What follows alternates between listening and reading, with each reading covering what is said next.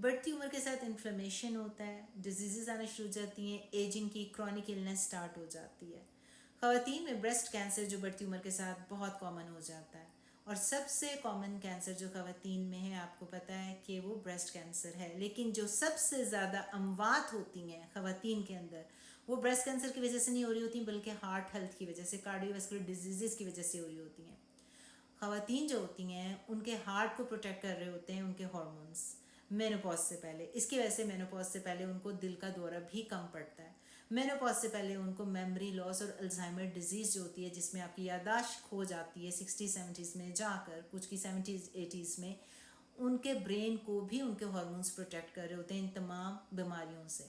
Stroke سے، فالج سے، ہارٹ اٹیک سے۔ آپ کے ہارمونز 50s میں ختم ہونا شروع ہو جائیں گے، پروٹیکشن چلے گئی تو اب آپ کو دل کی بیماریاں اور فالج اور آپ کے الزائمر ڈیزیز اور میموری لاس، نیورو ڈیجنریٹو ساری بیماریاں گھیریں گی، کرونک النس اسے کہتے ہیں۔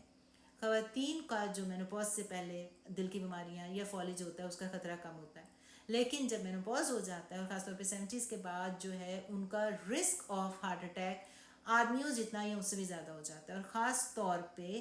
جو اگر ان کو ہارٹ اٹیک ہو جائے تو جو ان کی ڈیتھ ہوتی ہے پہلے ہی ہارٹ اٹیک میں اتنا فیٹل دورہ، دل کا دورہ ان کو پڑتا ہے کیونکہ ان کی پروٹیکشن نہیں ہوتی ان کے پاس، جبکہ آدمیوں کو دل کا دورہ پڑ بھی جائے تو ایک دو سے جو ہے وہ سروائیو کر جاتے ہیں۔ تو اس کی وجہ سے اپنے دل اور فالج جو آپ کو ہونا ہے، جو انفلمیشن اور یہ جو بیماریاں بڑھتی جا رہی ہیں کرونک النس، اگر آپ چاہتے ہیں کہ اس کا انسیڈنس کم رہے تو اپنے ڈاکٹر سے talk to your doctor about hormone replacement therapy, اگر آپ اس کے کینڈیڈیٹ ہیں جتنا جلدی آپ سٹارٹ کریں گے لیٹ 40s میں یا ارلی 50s میں with in 10 years of menopause, اتنے اس کے فائدے اور اتنے بینیفٹس آپ کو ہوں گے۔